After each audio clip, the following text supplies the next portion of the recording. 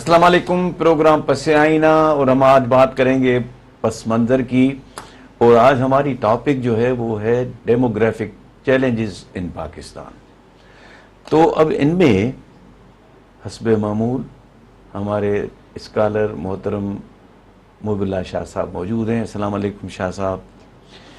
شاہ صاحب, پہلا ایشو جو ہم اس پہ ڈسکس کریں, پہلا سوال جو میرا ہے, ناظرین یہ بھی آپ کو بتاتے چلیں کہ ہماری کوشش یہ ہوتی ہے کہ جو عام طور پہ پروگرامز ہوتے ہیں ہمارا پروگرام ہٹ کے ہو. دو چار تبصرے نگار بیٹھے ہیں, وہ پھر آپس میں لڑ جھگڑ کے ٹائم خراب کر ختم ہو جاتا ہے. ہمارا مقصد یہ ہے کہ یہ جو پروگرام ہمارا خاص طور پہ پس منظر کا ہے وہ ایسا ہو جو ہمارے نوجوانوں کے لیے ان کو کتابیں پڑھنے کی ضرورت نہ پڑے, یہاں سے کافی انفارمیشن حاصل کر سکتے ہیں, بنیادی کنسیپٹ کلیئر ہو جاتا ہے ان کا. ہماری کوشش یہ ہے. پھر ہم اس کوشش میں کتنے کامیاب ہیں وہ تو ڈیفینیٹلی آپ کی رائے پہ منحصر ہوگا.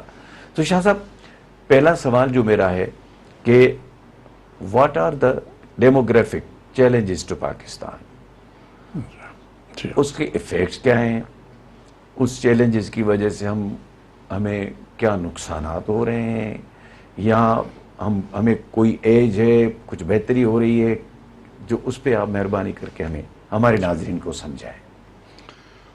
صاحب, یہ آپ نے جس طرح ناظرین کو کہا کہ ہماری یہی کوشش ہے کہ ہم ایسے موضوعات لیں جو کافی عرصے تک جو ریلیونٹ رہیں اور جو صحیح ایک معلومات اور نالج ٹرانسفر کریں آڈینس کو, ناظرین کو. اب یہ ڈیموگرافک چیلنجز جو ہے اس سے مراد یہ ہے کہ پاکستان کے ڈیموگرافک چیلنجز کی جب ہم بات کرتے ہیں تو بات یہ ہے کہ ہم کہتے ہیں کہ پاکستان میں جو پاپولیشن یا جو آدم شماری کے جو پیٹرنز رہے ہیں اور جو تبدیلیاں آتی رہی ہیں وہ کس نوعیت کی تبدیلیاں ہیں اور ان کے کیا اثرات رہے ہیں ہمارے معاشرے پہ. اب ہم تاریخی طور پر پہلے دیکھیں کہ پاکستان اب 47 سے ایک ساورن ملک کے طور پر وجود میں آیا, اور اب ہم کوئی 75 سال کے بعد ہم آج بات کر رہے ہیں اس موضوع کے. تو پہلے دیکھتے ہیں کہ دنیا میں اور جو ممالک ہیں ان کا جو ڈیموگرافک پیٹرن ہے اور پاکستان کا ڈیموگرافک پیٹرن ہے, ان میں کیا مماثلت ہے اور یا کیا اختلافات ہیں, کیا مختلف سی باتیں ہیں. اب یہ جو عرصہ ہے یہ 75 سالوں کا, 47 سے لے کے 2022, اب میں اس طرح سے اس کو دیکھوں گا کہ کچھ ایسے ممالک ہیں جن کی پاپولیشن یا آدم شماری ایک لحاظ سے اسٹیبل گروتھ رہی ہے, ان میں بڑے اتار چڑھاؤ یا بہت تیز رفتاری نہیں آئی ہے. اس کا نتیجہ یہ ہوتا ہے کہ آپ لوگوں کی جو ضروریات زندگی ہیں, تعلیم ہے, روزگار ہے, صحت ہے, گھر ہے, پینے کا صاف پانی ہو, اس قسم کی جو ضروریات ہیں وہ حکومت آرام سے, آسانی سے وہ ان کو مہیا کر سکتی ہے.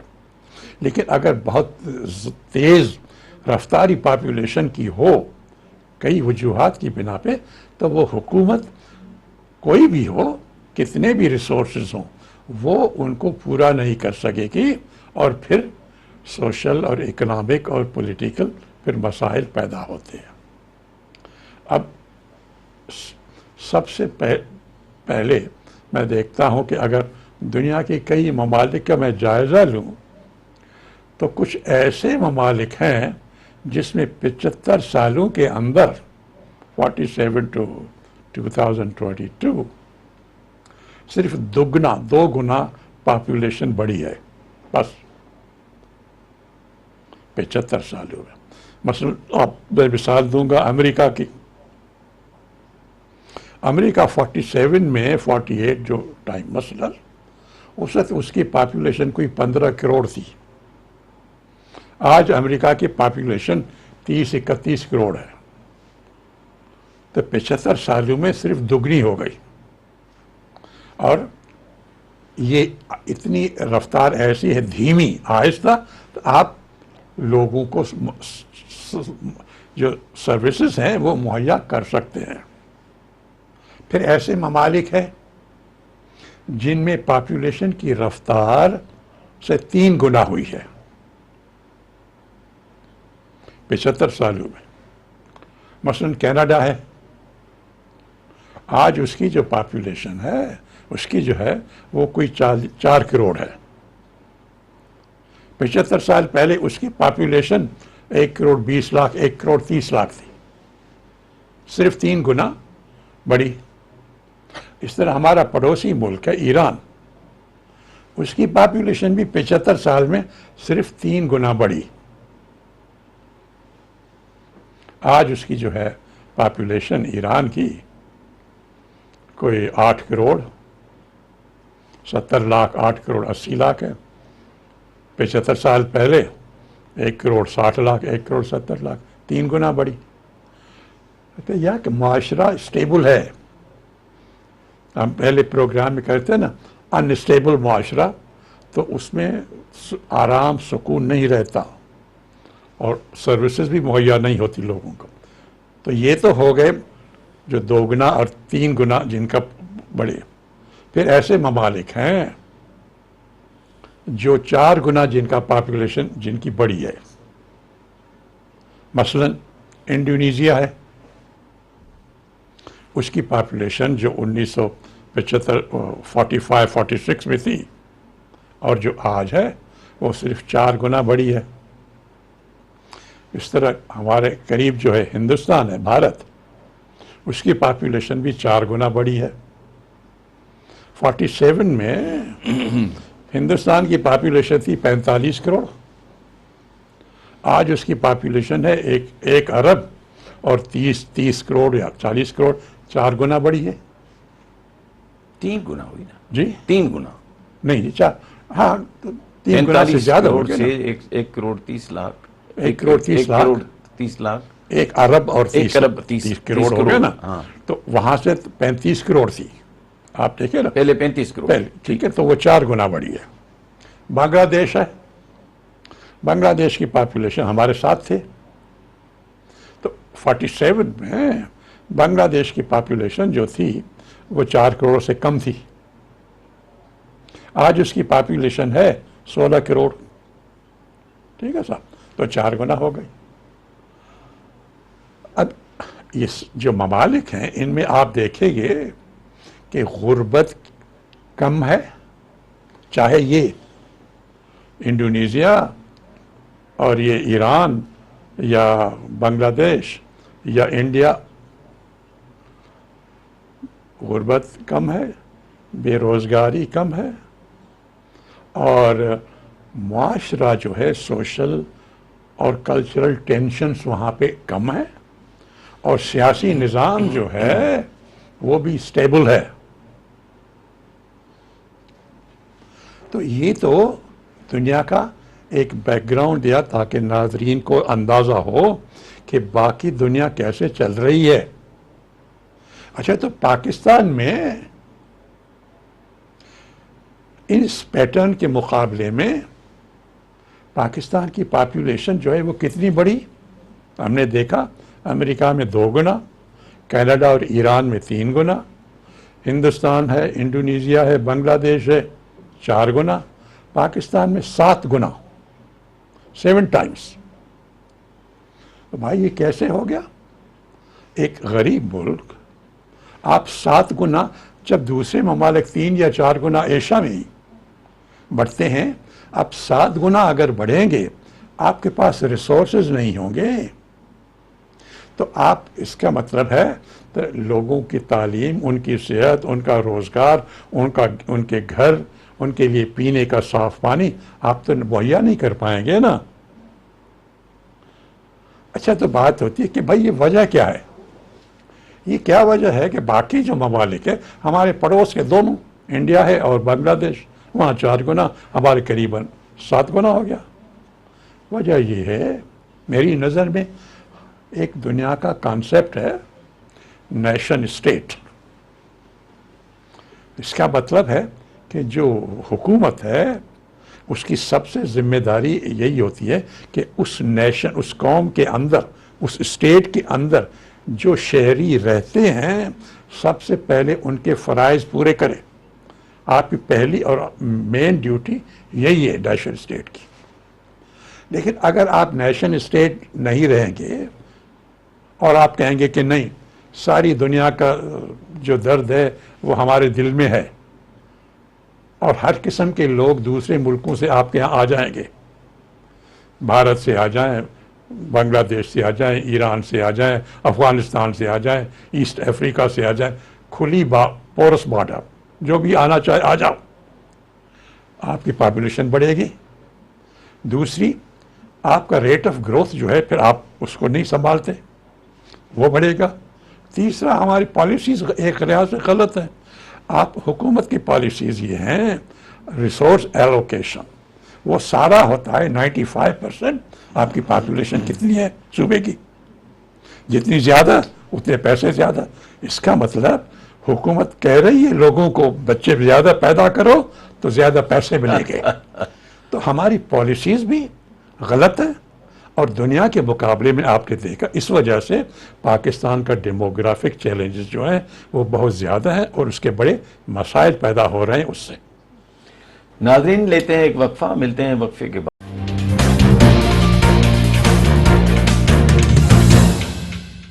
ویلکم بیک ناظرین. شاہ صاحب، آپ نے فرمایا پورے پاکستان کے لیے ڈیموگرافک چیلنجز کیا ہیں، وہ پورا ایکسپلین کیا آپ نے. اب ہم بات کریں گے اپنے صوبے سندھ کی کہ ہمیں کیا مسائل ہیں اور کیا چیلنجز ہیں. یہاں ڈیموگرافک پیٹرن کیا ہے، ہم کیسے جا رہے ہیں.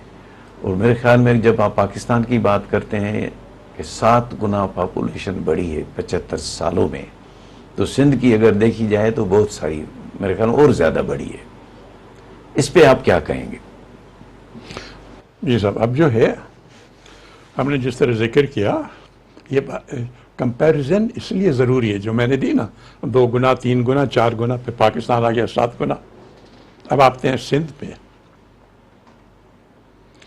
اب یہاں ہم اس کو دو طریقوں سے سندھ کی پاپولیشن کو یا جو ڈیموگرافک چیلنجز ہے اس کو ہم دیکھ سکتے ہیں. ایک تو آپ یوں دیکھیں کہ جب آزادی سے پہلے 1941 کی جو سینسس ہوئی تھی تو اس میں سندھ کی پاپولیشن تھی 45 لاکھ. ٹھیک ہے سر. اور جو 47 تک وہ بڑھتے 50 لاکھ 51 لاکھ اتنی کچھ ہو گئی 47 میں. 47 میں اب آزادی جو ہوئی تو پاپولیشن کی ایکسچینج ہوئی بڑی ہندوستان اور پاکستان کے درمیان. یہاں سے لوگ انڈیا چلے گئے، انڈیا سے لوگ پاکستان میں آ گئے،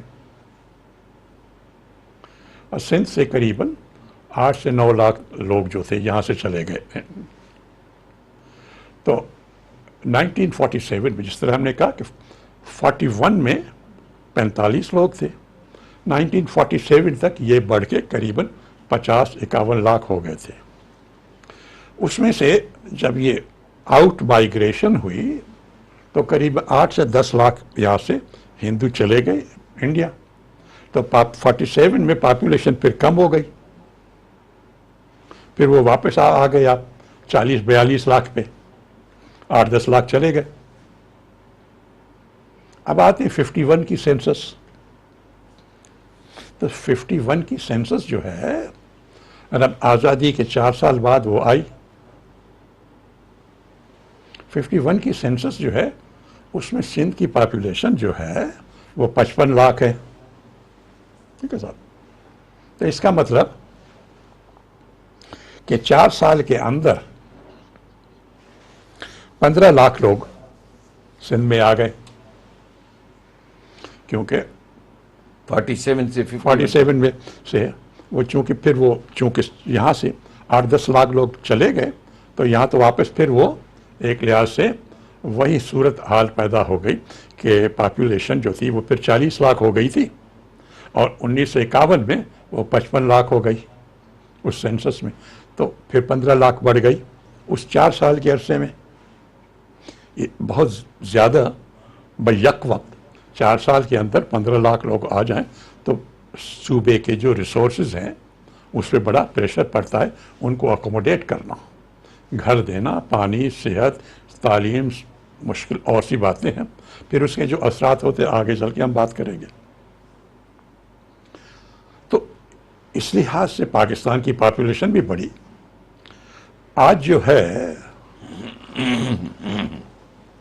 تو جو 47 میں اگر 40 لاکھ پاپولیشن تھی تو آج جو ہے سندھ کی پاپولیشن 6-6.5 کروڑ کے قریب ہے.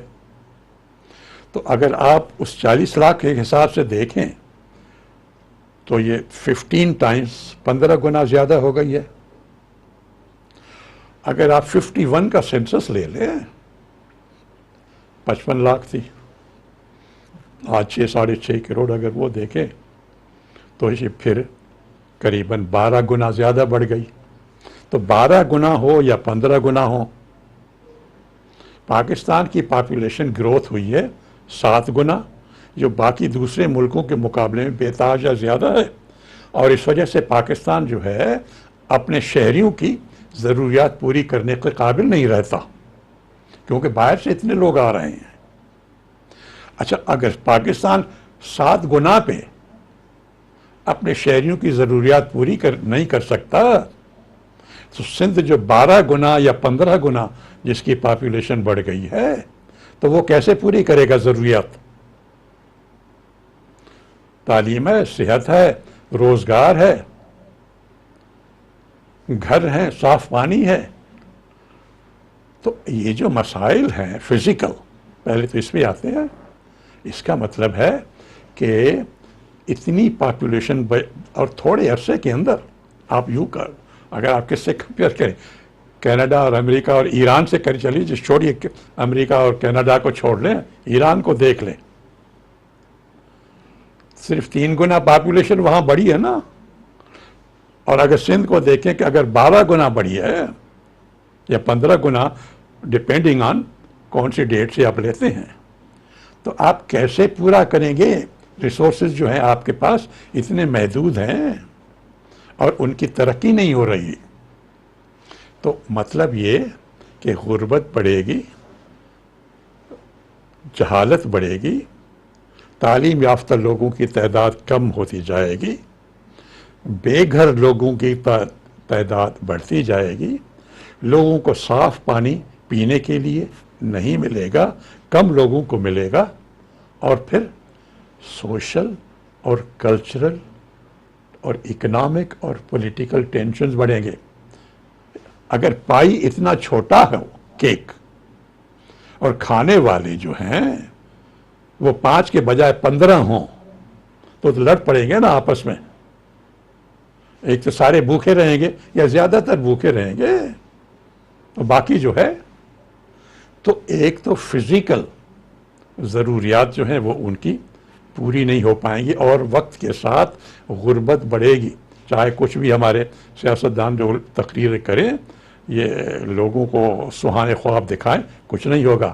ریئلٹی یہی ہے کہ آپ کے ریسورسز سے پاپولیشن اتنی آپ کی بڑھ گئی ہے ابھی بھی، تاکہ اور مختلف ذرائع سے ہر قسم کے لوگ آئے ہیں.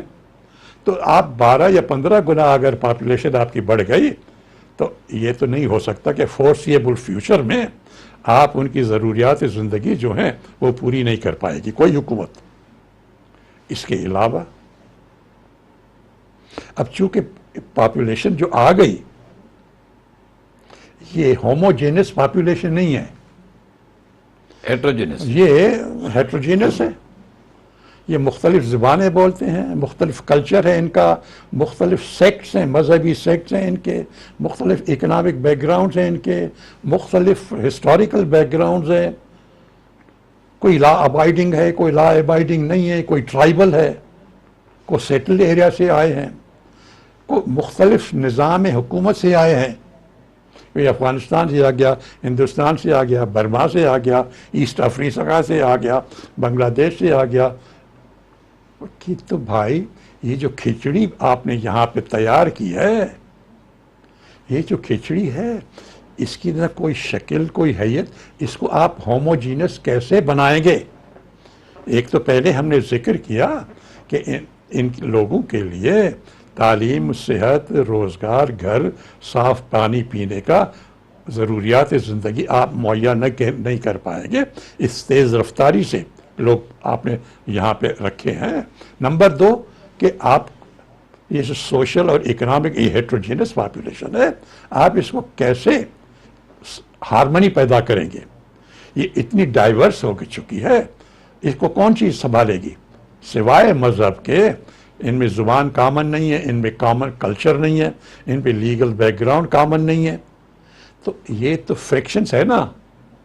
آپ نے غلط پالیسیز بنا کے ایسے ماحول پیدا کیا ہے کہ آپ نے فالٹ لائنز جو کہتے ہیں وہ آپ نے زیادہ پیدا کر دی ہیں. تو اس وجہ سے اس علاقے میں جہاں آپ نے اتنی فالٹ لائنز پیدا کی ہوں کہ اکنامک بھی ہیں اور سوشل فالٹ لائنز بھی ہیں، کلچرل بھی ہیں، لنگوسٹک بھی ہیں، سیکٹیرین بھی ہیں، تو آپ اس معاشرے میں سکون اور امن وہ مشکل سے آ پائے گا.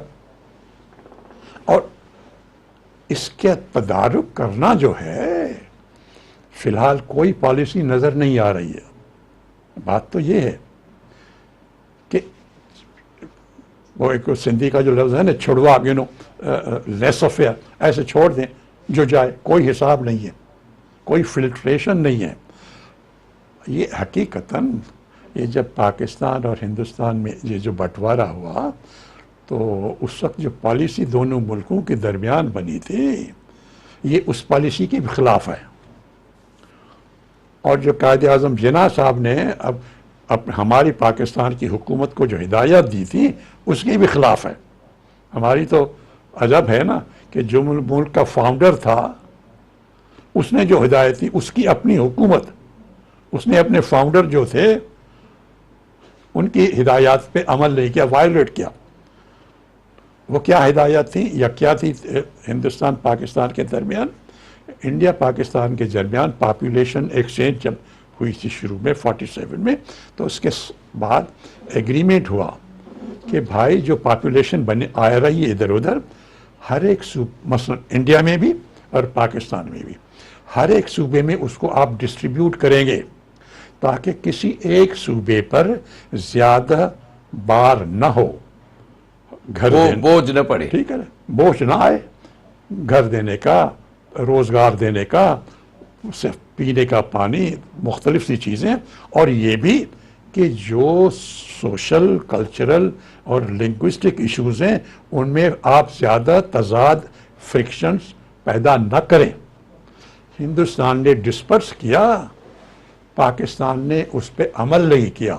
پاکستان نے کنسنٹریٹ کرایا سب سے زیادہ سندھ پہ، اور یہ اس وجہ سے یہ جو ہے نا 12 گنا یا 15 گنا پاپولیشن سندھ کی بڑھ گئی ہے، اور اس کے جو اثرات ہیں پاکستان کے دوسرے صوبوں کے مقابلے میں سندھ پر زیادہ ہوئے ہیں. ناظرین ایک وقفہ، ملتے ہیں وقفے کے بعد.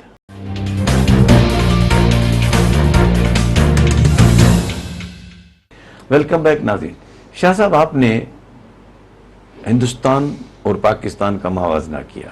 47 میں جب ہندوستان اور پاکستان علیحدہ علیحدہ دو ملک بنے تو انہوں نے جو پاپولیشن کو اس طرح ڈسٹریبیوٹ کیا پورے ملک میں تاکہ کوئی کسی ایک جگہ پہ کنسنٹریشن نہ ہو.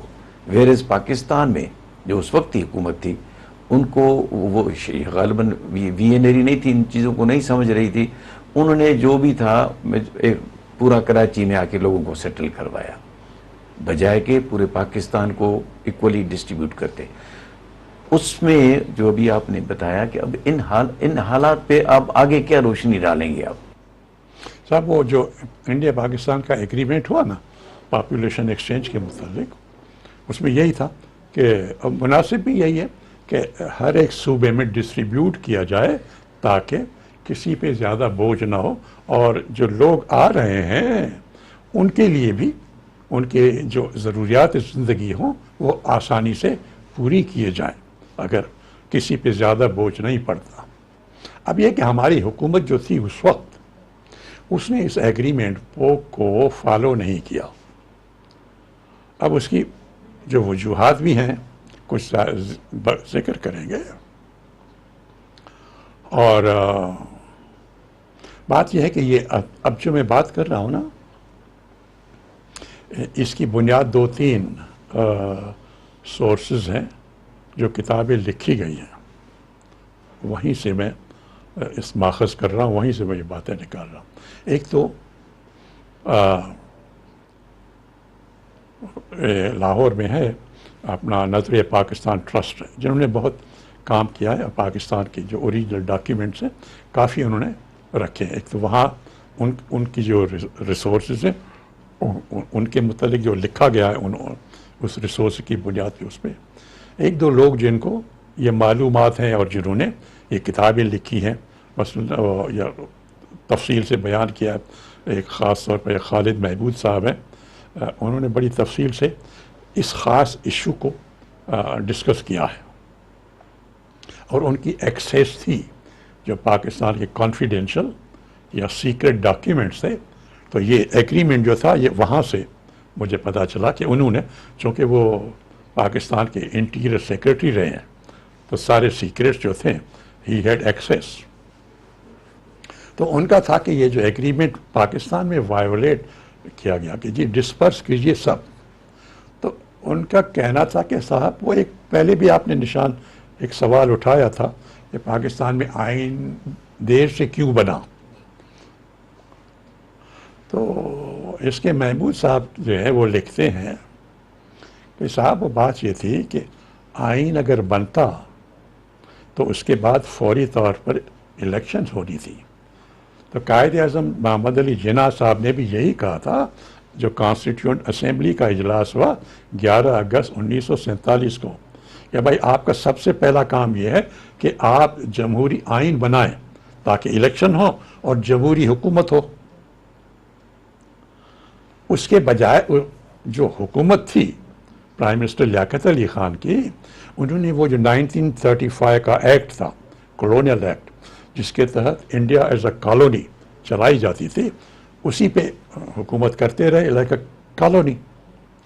اب وہ ایس کے محمود صاحب کہتے ہیں، انہوں نے جو ڈاکیومنٹس دیکھے ہیں کہ صاحب وہ آئین اگر بنتا جلدی پاکستان میں اور الیکشنز ہوتی تو جو اس وقت حکومت کے سربراہ تھے، لیاقت علی خان ہو، غلام احمد ہو، یہ جو وزیر تھے یا جو دوسرے، انہوں نے سوچا کہ پھر ہم الیکشن کہاں سے لڑیں گے، اور اگر الیکشن لڑے نہیں تو ہم کس طرح یہ جو پاور ہمیں ملا ہے، وزیر اعظم اور وزیر ہو گئے ہیں مرکزی حکومت کے، یہ تو نہیں رہیں گے۔ تو انہوں نے کہا فی الحال اپنی کانسٹیٹیوئنسی بنا لیں اور آئین بعد میں ہم آتا رہے گا، فی الحال وہ جو 1935 ایکٹ ہے اس سے کام چلائے۔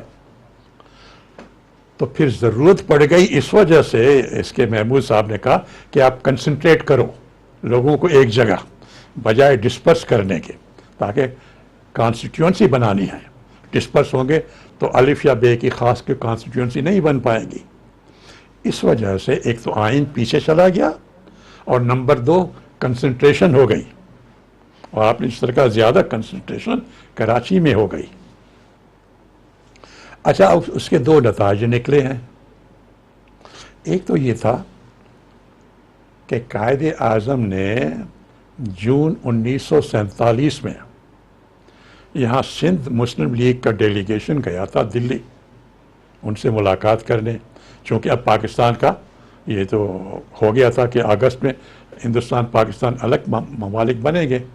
تو سندھ مسلم لیگ کا ڈیلیگیشن گیا تھا جناح صاحب کے پاس دلی میں، اور انہوں نے جناح صاحب نے کہا کہ ہم یوں کریں گے کہ فی الحال ہم کراچی کو پاکستان کا کیپٹل بنائیں گے، اور وہ اس طرح بنائیں پیٹرن ہوگا جس طرح کلکتہ جو بنگال کا کیپٹل بھی تھا، صوبے بنگال کا، اور جو برٹش گورنمنٹ تھی پہلے اس کا وائسرائے کلکتے میں ہوتا تھا، تو سارا انتظام جو تھا وہ کلکتے کا یا صوبے کا، وہ بنگال کی حکومت یا گورنر بنگال جو تھا وہ چلاتا تھا.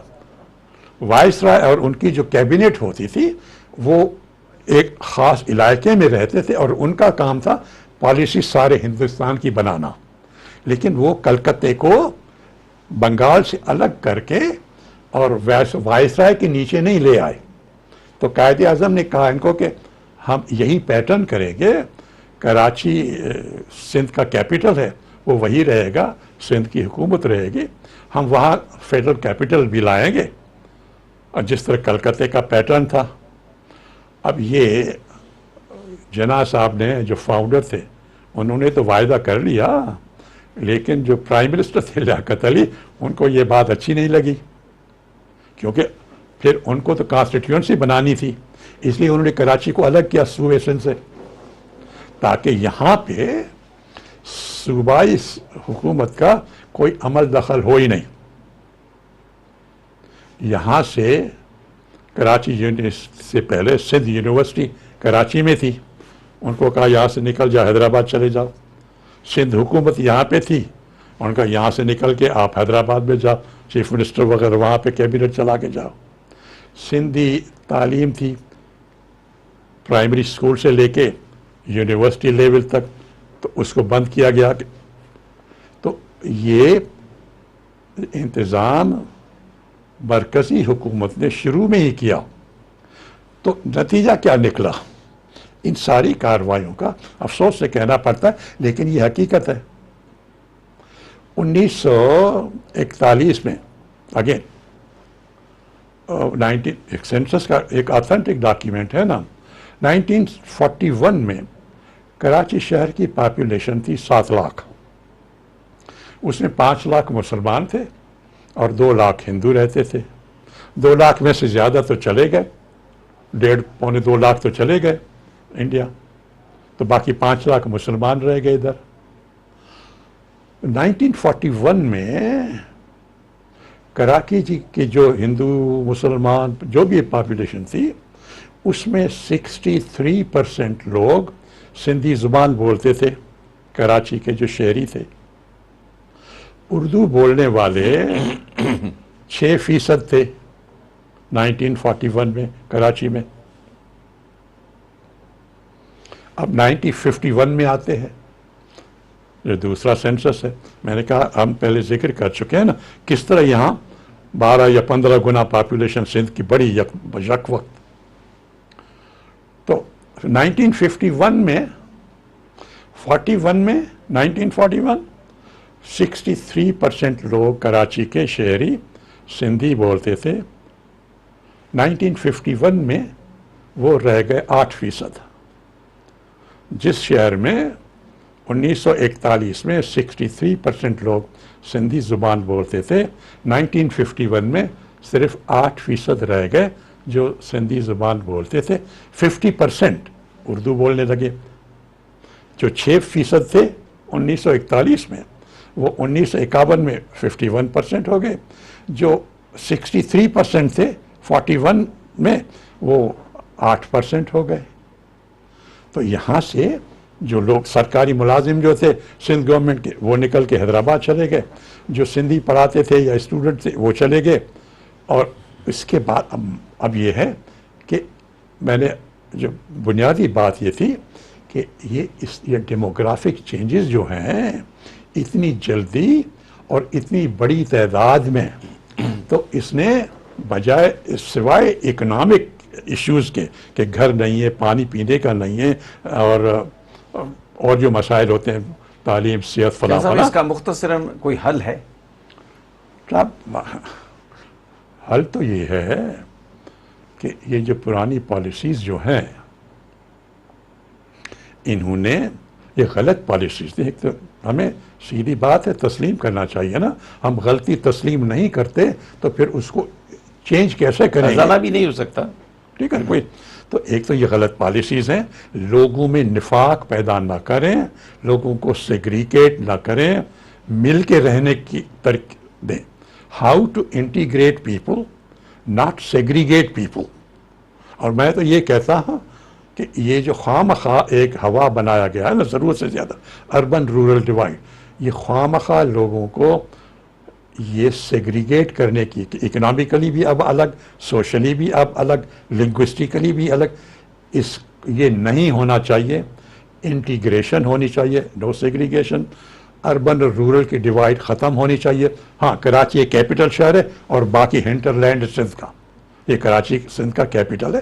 اور یہ اگر نیو یارک ہے اور تو شہر، اور نیو یارک کی رورل ایریاز میں فرق ہے، یہ بھلے ہو، لیکن یہ فرق اس کو ہائی لائٹ ہمیشہ نہ کرے تاکہ لوگ ڈیوائڈ نہ ہوں، کٹھے آ جائیں، انٹیگریٹ ہوں، اور پرانی پالیسیز کو آپ چینج کریں، لوگوں کو سیگریگیٹ نہ کریں، لوگوں کو انٹیگریٹ کریں، ایک دوسرے کی زبان اور کلچر سے آشناسی ہو تاکہ سکون ہارمنی میں لوگ رہ سکیں. میرے خیال میں اگر یہ ہم کریں گے تو یہ جو چیلنجز ہیں پاکستان کے اور سندھ کے، یہ چیلنجز کم ہو جائیں گے اور تھوڑا سا ہارمنی آ جائے تاکہ پیس اور ڈیولپمنٹ چل پائے آگے. تھینک یو شاہ صاحب. ناظرین، پروگرام اختتام پذیر ہوا. خدا حافظ.